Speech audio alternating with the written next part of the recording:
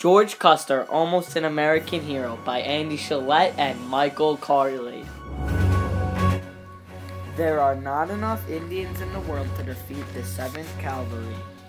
George Armstrong Custer.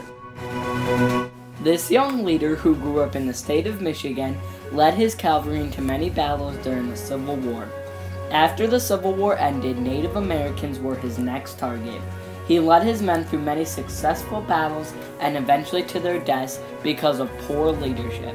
Many people either loved him for his leadership in the Civil War or despised him for his terrible leadership that led many to their deaths.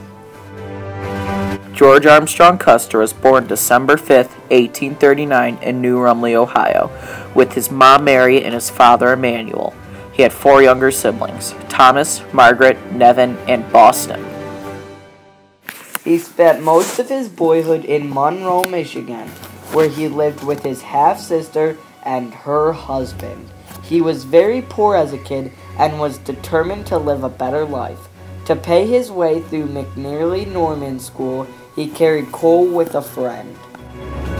After he finished school, he taught for 2 years and was then shipped off to West Point. He was last in his class and was always slacking off. He was almost sent to jail, but the Union desperately needed officers. After 4 years of college, Custer was finally ready to become part of the United States military. He was appointed to the 2nd Cavalry at the start of the war. His first battle in the Civil War was Bull Run on June 21, 1861.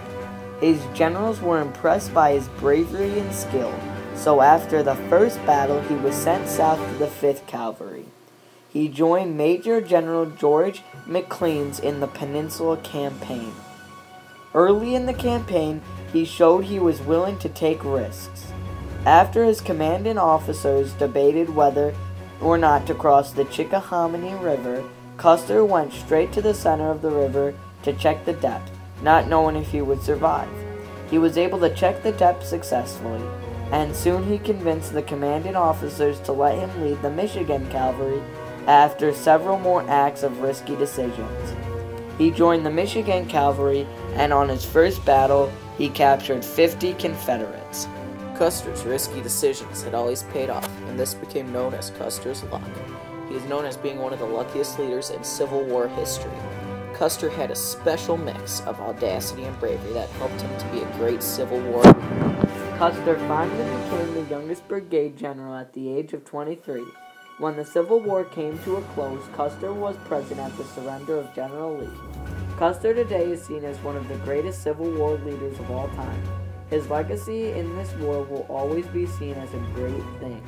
But this is where his legacy can be seen as a bad thing, in the murder of Native Americans. The great history of Custer soon would turn sour. Shortly after the Civil War in July 1866, he was given the rank of Major General and second in command of the 7th Cavalry. He was assigned with the rest of the newly formed 7th Cavalry to Fort Riley, Kansas. He spent the winter of 1866 to 1867 preparing his new men for the battle in the Indian Wars. On November 27, 1868, Custer was recalled to duty by General Philip H. Sheridan. In just that November, he had won the battles of the Washita River against the Cheyenne Native Americans. Years later, on June 22, 1868, the 7th Cavalry was sent out to locate villages of the Sioux and Cheyenne Native Americans that were involved in the battles of Rosebud Creek.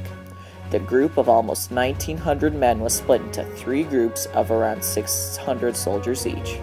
One led by Custer, and General Terry was from Fort Abraham in the Dakota Territory. One led by General Crook from the Fort Fetterman in Wyoming, and one led by General Gibbon from Fort Ellis. On June 25th, Custer's scouts reported that there was a massive army of 1,000 Native Americans that were lying between the Rosebud and Little Bighorn rivers. Custer had a long break since his last victory and missed the glory. So that night, Custer decided to take his troops and would go in unassisted by other groups of soldiers to take the Sioux camp and to take on the Native American army. They would have 3 groups come in and try to surround them. So that morning, Custer split his men into 3 groups. First led by him would go to the west of the mountains, while the second group, led by Major Marcus Reno, would go around the mountains to the east, while Captain Frederick Bentee's forces would go through the mountains. However, Custer's plan looked good on paper. It was poorly executed.